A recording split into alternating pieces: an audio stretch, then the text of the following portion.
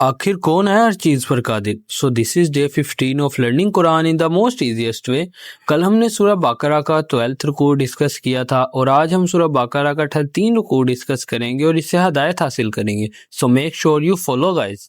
اے ایمان والو، تم رائنا مت کہا کرو بلکہ انظرنا کہا کرو اور توجہ سے بات کو سنا کرو، اور ان کافروں کے لیے تو دردناک عذاب ہے۔ اور نہیں چاہتے وہ لوگ جنہوں نے کفر کیا ہے اہل کتاب میں سے اور مشرکین میں سے کہ نازل ہو تم پر کوئی بھی خیر تمہارے رب کی طرف سے، اور اللہ خاص کر لیتا ہے اپنی رحمت کے ساتھ جس کو چاہتا ہے، اور اللہ بڑے فضل والا ہے۔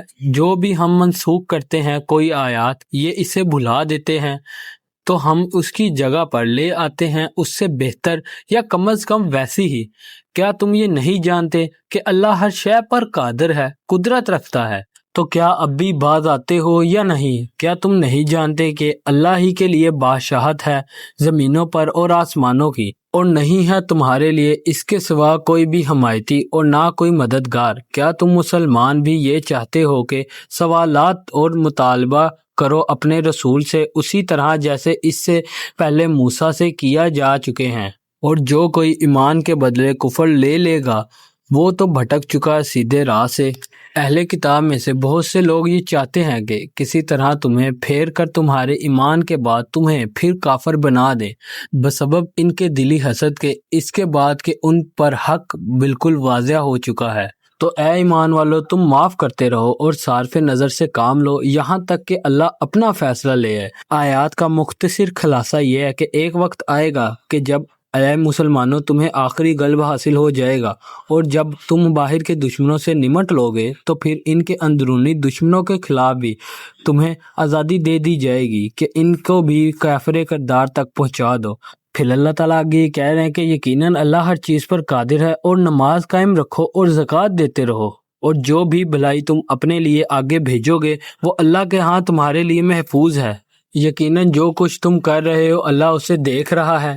اور یہ کہتے ہیں ہرگز داخل نہ ہوگا جنت میں مگر وہی جو یہودی ہو یا نصرانی۔ اب اس کا خلاصہ میں آپ کو آخر میں بتاؤں گا، اس کا بہت ہی بہترین خلاصہ اس میں کیا گیا ہے۔ پھر آگے اللہ تعالیٰ یہ کہہ رہے ہیں کہ یہ ان کی تمنا ہے، ان سے کہو اپنی دلیل پیش کرو اگر تم اپنے دعوے میں سچے ہو۔ اگر تم اپنے دعوے میں سچے ہو تو کوئی دلیل پیش کرو۔ پھر آگے اللہ تعالیٰ یہ کہہ رہے ہیں کیوں نہیں، ہر وہ شخص جو اپنا چہرہ اللہ کے سامنے جھکا دے اور وہ محسن ہو تو اس کے لیے اس کا اجر محفوظ ہے اس کے رب کے پاس، اور ایسے لوگوں کو نہ تو کوئی خوف لاحق ہوگا اور نہ ہی وہ کسی حزن و ملال سے دوچار ہوں گے۔ اب ہم اس رکوع کا خلاصہ کر لیتے ہیں کہ اللہ تعالیٰ نے فرمایا کہ اس رکوع کے شروع میں اے ایمان والو رعینا مت کہا کرو۔ اب یہاں ان منافقین کا طرز عمل بیان ہو رہا ہے جو مسلمانوں میں شامل ہو گئے تھے اور یہودی کے زیر اثرات تھے، یعنی وہ یہودی تھے، مطلب یہودی اور ان کے زیر اثرات منافقین تھے۔ جب وہ رسول صلی اللہ علیہ وسلم کی محفل میں بیٹھتے تھے تو اگر آپ صلی اللہ علیہ وسلم کی کوئی بات انہیں سنائی نہ دیتی یا سمجھ میں نہیں آتی تھی تو وہ رعینا کہتے تھے، جس کا مفہوم و معنی یہ ہے کہ حضور صلی اللہ علیہ وآلہ وسلم ذرا ہماری حمایت کیجئے، ہمیں رعایت دیجئے، ہمیں اس بات کو سمجھ نہیں آئی دوبارہ دہرا دیجئے۔ ان کو دیکھ کر تو پھر اہل ایمان بھی یہ لفظ استعمال کرنے لگ گئے، لیکن یہودی اور منافقین اپنے خبوث باطن کا اظہار اس طرح کرتے تھے کہ اس لفظ کو زبان دبا کر کہتے تھے تو یہ لفظ رعینا ہو جاتا تھا، یعنی اس کے معنی یہ ہے کہ اے ہمارے چرواہے۔ اس پر دل ہی دل میں خوش ہوتے تھے اور اس طرح اپنی خباثت نفس کا غذا مہیا کرتے تھے۔ اگر کوئی ان کو ٹوک دیتا کہ یہ تم کیا کہہ رہے ہو تو جواب میں کہتے ہم نے تو رعینا کہا تھا۔ معلوم ہوتا ہے کہ آپ کی سماعت میں کوئی خلل پیدا ہو چکا ہے، چنانچہ مسلمانوں سے کہا جا رہا ہے کہ تم اس لفظ ہی کو چھوڑ دو، اس کی جگہ کہا کرو انظرنا، یعنی اے ہمارے نبی ہماری طرف توجہ فرمائیں یا ہمیں مہلت دیجیے کہ ہم بات کو سمجھ لیں۔ پھر اللہ تعالیٰ فرما رہے ہیں کہ جن لوگوں نے دعوت حق کو قبول کرنے سے انکار کر دیا ہے، خواہ اہل کتاب میں سے ہوں یا مشرکین مکہ میں سے، وہ اس بات پر حسد کی آگ میں جل رہے ہیں کہ یہ کلام پاک آپ صلی اللہ علیہ وآلہ وسلم پر کیوں نازل ہو گیا اور ختم نبوت کا یہ منصب آپ کو کیوں مل گیا۔ وہ نہیں چاہتے تھے کہ اللہ کی طرف سے کوئی بھی خیر آپ کو ملے، یہ تو اللہ کا اختیار اور اللہ کا فضل ہے۔ بے شک ان اللہ علی کل شیء قدیر، اللہ ہر چیز پر قادر ہے۔ پھر اللہ تعالیٰ فرما رہے ہیں کہ کیا تم نہیں جانتے کہ اللہ ہی کے لیے بادشاہی ہے آسمانوں کی اور زمینوں کی۔ پھر اللہ تعالیٰ آگے فرما رہے ہیں کہ اہل کتاب میں سے بہت سے لوگ یہ چاہتے ہیں کہ کسی طرح تمہیں پھیر کر تمہارے ایمان کے بعد تمہیں پھر کافر بنا دیں۔ یہ ایسے ہی ہے کہ جیسے کسی بلی کی دم کاٹ دی جائے تو وہ یہ چاہے گی کہ ساری بلیوں کی دم کٹ جائے تاکہ وہ علیحدہ سے نمایاں نہ ہو۔ چنانچہ اہل کتاب یہ چاہتے تھے کہ اہل ایمان کو بھی واپس کافر بنا دیا جائے۔ اور پھر اللہ تعالیٰ کہتے ہیں کہ یقیناً جو کچھ تم کر رہے ہو اللہ اسے دیکھ رہا ہے، اور یہ کہتے ہیں کہ ہرگز داخل نہ ہوگا جنت میں مگر وہ ہی جو یہودی ہو یا نصرانی۔ اب یہاں یہ بتایا جا رہا ہے کہ جب یہ نئی امت مطلب امت مسلمہ تشکیل پا رہی تھی تو یہودی اور نصرانی جو ایک دوسرے کے سخت دشمن تھے مسلمانوں کے مقابلے میں جمع ہو گئے۔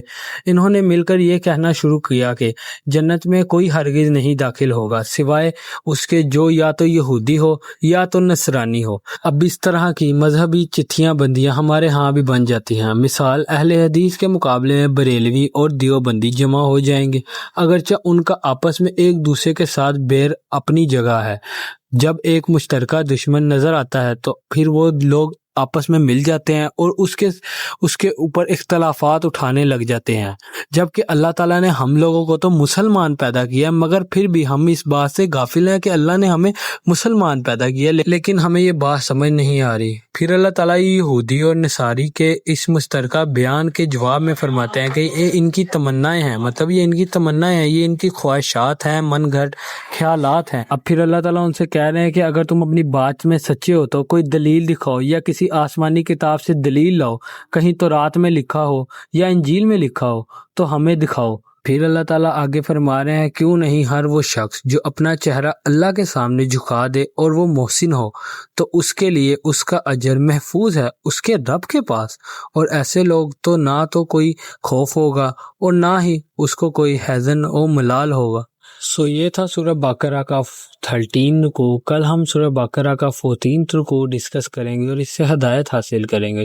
Make sure you follow guys. جزاک اللہ۔